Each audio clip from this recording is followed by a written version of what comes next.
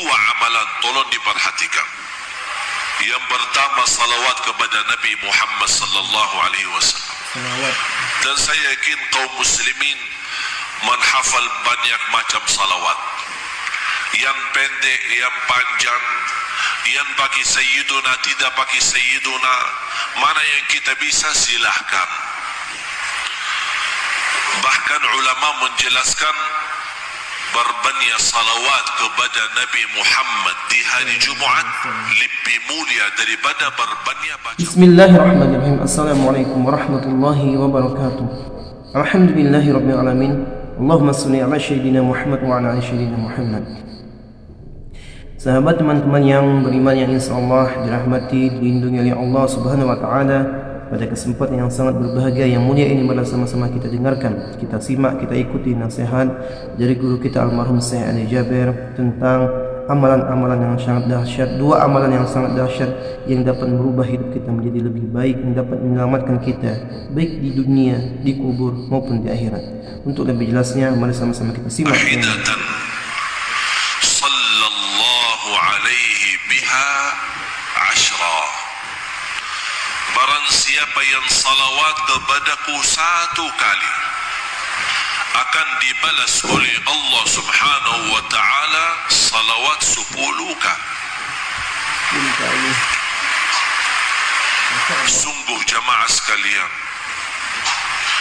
kalau tidak ada manfaat sama sekali daripada salawat kepada Nabi Muhammad, selainkan Allah yang salawat kepada kita, itu sudah luar biasa. Karena ulama menjelaskan salawat Allah kepada hamba. Kalau salawat hamba kepada Nabi Muhammad apa? Allahumma salli ala Sayyidina Muhammad wa ala ali Sayyidina Muhammad. Itu salawat kita yang kita bisa. Tapi apa salawat Allah untuk hamba yang bersalawat kepada Nabi Muhammad? Salawat Allah memberikan rahmat, ampunan dan petunjuk selalu dalam keadaan apapun.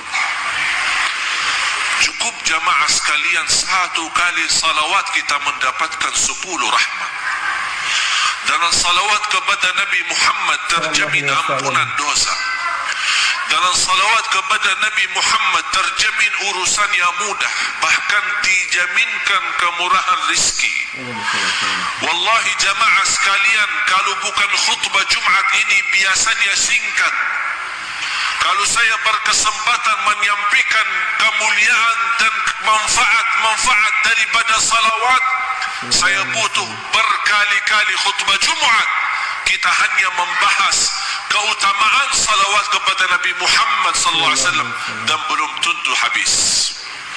Banyak manfaat, sampai ulama menjelaskan lebih daripada 100 manfaat daripada salawat kepada Nabi Muhammad SAW. Cukup di antara lain Allah yang berkenan salawat kepada kita. Oleh karena itu jamaah sekalian, yang kita mencintai Nabi Muhammad, jangan sampai meninggal dunia tapi terisi dalam buku amal ibadahnya yang paling sedikit adalah salawat kepada Nabi Muhammad. Malu kita. Nabi Muhammad yang telah berjuang untuk kita, Nabi Muhammad yang telah sabar untuk kita, Nabi Muhammad yang selalu mendoakan, berkeinginan untuk bertemu dengan kita. Bahkan beliau menunggu kita nanti di hadapan pintu surga agar kita sama-sama bisa minum dari tangan beliau. Satu kali minum tidak akan haus selama-lamanya. Begitu rindunya Rasulullah kepada umatnya. Tapi ternyata di antara amal salih yang kita berkata cinta Rasulullah, tapi ternyata yang paling sedikit kita beramal salih adalah salawat kepada beliau. Yang semestinya sebanyak-banyak amal salih adalah salawat kepada beliau, menjadi tanda cinta kita kepada beliau dan tanda berterima kasih atas perjuangannya dan kesabarannya beliau. Amal salih yang lain bersedekah. Amal salih yang lain menjaga baca Al-Quran. Amal salih yang lain kita bisa mengamalkan zikrullah. Zikr berzikir ini termasuk amalan yang sangat sederhana, dan tidak ada di antara kita yang tidak bisa berzikir. Saking mudahnya zikir, boleh berzikir dalam keadaan apapun. Berdiri boleh, duduk boleh, berbaring boleh, sambil jalan boleh, sambil makan boleh, naik motor boleh, naik mobil boleh, dimanapun kita berada boleh. Berzikir kepada Allah tidak harus berwudu. Berzikir kita kepada Allah tidak harus menghadapi kiblat. Bagaimanapun keadaannya, zikrun kepada Allah. Bahkan seluruh amal ibadah Islam tujuannya untuk mengagungkan dan membesarkan nama Allah. Ya ayyuhalladzina amanu idza nudiya lis-salati min yaumil jumu'ati fas'au ila dzikrillah wa dharul bai'. Dzalikum khairul lakum in kuntum ta'lamun. Fa idza qudiyatis salah, Allah menajarkan kita untuk segera tunaikan salat Jumat. Tapi bagaimana kalau habis Jumat? Allah ingatkan apa lagi? Fa idza qudiyatis salah fantashiru fil ard. Silahkan bergerak di bumi, carilah rezeki dan karunia Allah Subhanahu wa taala. Fantashiru fil ard wabtaghu min fadlillah wadhkurullaha katsira. Jangan lupa berbanyak zikir kepada Allah. Bahkan ibadah haji yang tidak terlepas daripada zikir, Allah masih mengingatkan selepas haji pun jangan lupa berzikir kepadaku, kata Allah. Fa idza qadaytum manasikakum fadhkurullah. Kalau sudah habis haji dan manasik haji, berzikirlah kepada Allah. Bahkan salat kita sendiri yang tidak terlepas dari isi dari awal takbir sampai salam dengan penuh dengan zikir, Allah masih mengingatkan, inna salata tanha 'anil fahsya'i wal munkar wa la dzikrullahi akbar. Zikirlah kepada Allah lebih besar dan lebih mulia.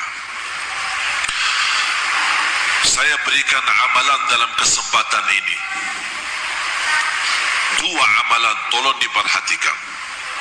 Yang pertama, salawat kepada Nabi Muhammad sallallahu alaihi wasallam. Dan saya yakin kaum muslimin menghafal banyak macam salawat. Yang pendek, yang panjang, yang bagi sayyiduna, tidak bagi sayyiduna. Mana yang kita bisa, silahkan. Bahkan ulama menjelaskan berbanyak salawat kepada Nabi Muhammad di hari Jumaat lebih mulia daripada berbanyak baca Quran. Mengapa? Karena itu permintaannya Nabi kita, Nabi Muhammad sallallahu alaihi wasallam.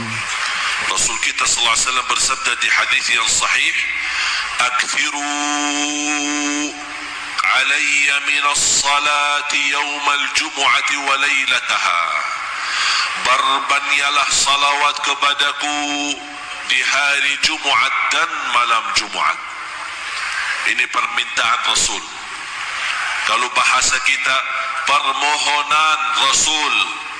Boleh tidak diterima permohonan Rasul? Terima. Dengan senang hati kita terima dan kita amalkan. Bersalawat kepada Nabi Muhammad sebanyak-banyaknya, khususnya di hari Jumat.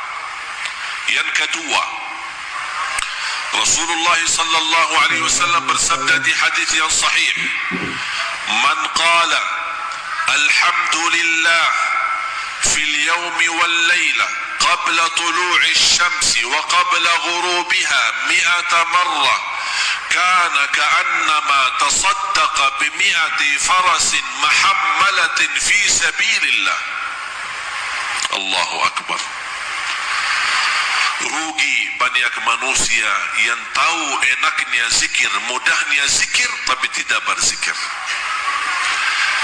Rasulullah bersabda, barang siapa yang mengucapkan alhamdulillah 100 kali, alhamdulillah saja 100 kali, sebelum terbit matahari di pagi hari dan sebelum tenggelam matahari di sore hari, Pahalanya apa? Seperti orang bersedekah 100 kuda perang fisabilillah. Allahu Akbar. Saya menghitungkan alhamdulillah 100 kali tak sampai 3 menit. Siapa yang mampu bersedekah kuda perang? Tidak ada yang mampu. Tapi dengan ucapan alhamdulillah saja 100 kali, tidak melebihi 3 atau 4 menit, kita mendapatkan nilai sedekah 100 kuda fisabilillah. Hadis sahih. Oleh kerana itu jamaah sekalian, sebelum terbit matahari pagi hari, kira-kira habis subuh, dan sebelum tenggelam matahari sore hari, kira-kira habis asar sebelum maghrib, ucapkan alhamdulillah 100 kali setiap hari. Sebaik-baik ucapan yang Allah suka alhamdulillah. Afdalud du'a alhamdulillah. Pembukaan Al-Quran alhamdulillah. Bahkan alhamdulillah lebih berat daripada bumi dan langit. Jadilah orang yang beriman yang suka berzikir, apalagi di 10 hari pertama Dzulhijjah. Karena Allah berfirman, ya ayyuhalladzina amanu dzkurullaha dzikran katsira. Hei orang beriman, berzikir kepada Allah sebanyak-banyaknya. Itu tanda anda beriman. Karena ada sekelompok bukan orang mukmin tapi munafik. Siapa mereka yang munafik itu? Apakah mereka berzikir? Apakah mereka salat? Allah berfirman, mereka salat, bahkan mereka suka berzikir. Allah gambarkan, innal munafiqina yukhadi'un Allah wa huwa khadi'uhum wa idza qamu ila as-salah qamu kusala yura'una an-nas. Sifat mereka orang munafik, kalau salat malas. Tapi mengapa salat kalau malas? Riya, takut sama manusia, takut difitnah. Riya karena manusia. Terus apakah mereka berzikir? Wala yazkuruna Allah illa qalila. Mereka berzikir tapi sedikit. Supaya kita jauh dari sifat munafik, apa yang harus kita lakukan? 2 hal. Salat dengan ikhlas, semangat, jangan malas-malasan. Yang kedua, berzikir sebanyak-banyaknya. Enak itu zikir. Hadis yang terakhir yang saya sampaikan dalam khutbah ini, ada seorang sahabat datang kepada Rasul, ya Rasulullah, tolong berikan kepada aku amalan yang menjamin aku masuk surga bersamamu. Allahu Akbar. Ini permintaan yang luar biasa. Dia tidak minta masuk surga saja, tapi dia minta, ya Rasulullah, tolong kasih aku amalan yang menjamin aku masuk surga bersamamu. Berarti dia tidak mau masuk surga selain bersama Nabi Muhammad sallallahu alaihi wasallam. Rasulullah SAW menjawab, la yazalu lisanuka ratban min dzikrillah. Usahakan basahi lidahmu dengan zikir kepada Allah. Artinya selalu berzikir kepada Allah. Inna Allah wa malaikatahu yusalluna 'alan nabi. Ya ayyuhalladzina amanu sallu 'alaihi wa sallimu taslima. Allahumma salli 'ala sayyidina Muhammad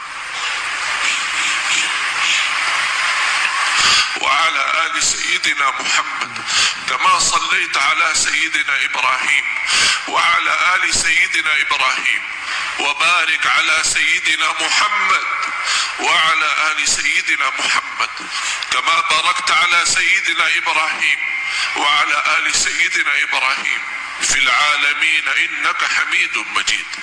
اللهم اغفر للمسلمين والمسلمات والمؤمنين والمؤمنات الأحياء منهم والأموات إنك سميع قريب مجيب الدعوات.